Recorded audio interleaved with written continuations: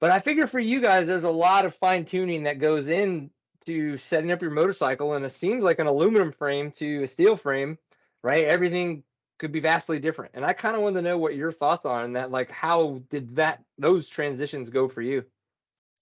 Yeah, I think the difference between aluminum frame or a Japanese bike compared to the Austrian bikes with the steel frame is massive difference. I think for the general consumer, maybe not a big difference if they're not so picky or sensitive.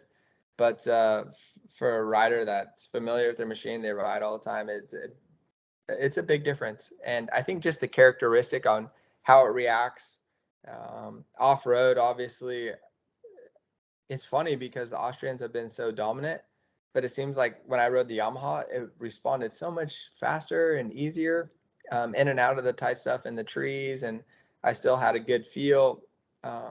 It wasn't overly harsh or anything like that. I really enjoyed the Yamahas when I rode them for off road, but in the desert or work style, when you're going across the square edge, I feel like that's where the KTM or Husky gas. This is where something like that really works well, especially if you can get the front end a little further out than the motocross setup.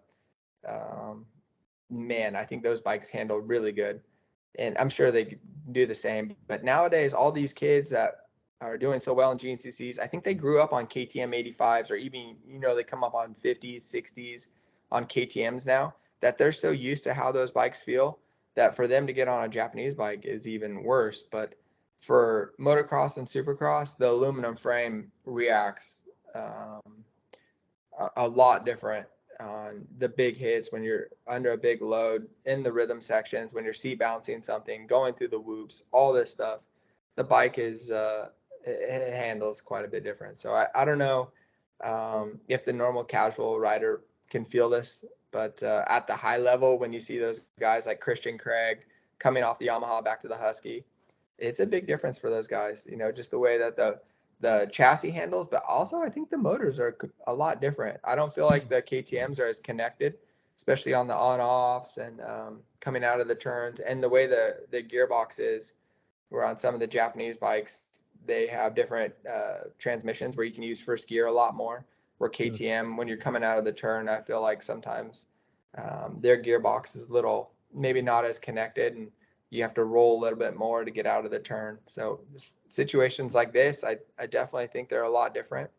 But if you spend enough time on any bike, you get it figured out, or you just change things. I feel like at KTM at the end of my career, I was so used to a Honda, and we set the gearing up to be a little more connected, but then it was difficult to start, right? And in second gear. So then that's when Michael Byrne was working with the team. Yeah, we could figure out the third gear start.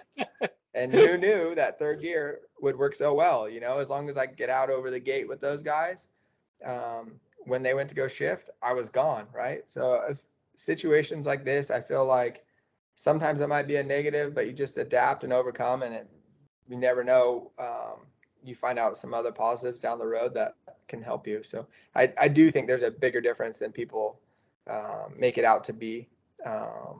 And I don't know, some people just gel with different bikes too. It's like, some people like apples and the other people like oranges. I don't know. If you guys enjoyed that podcasting clip, make sure you check out the podcasting playlist for more clips from the Seat Time podcast. If you want to listen to the full episode, you can do that on any podcasting platform. Just search for Seat Time. Of course, if you enjoy entertaining and educational dirt bike content while having a good time on YouTube, just make sure you subscribe to the channel. If nothing else, enjoy getting Seat Time. We'll see you for the next one.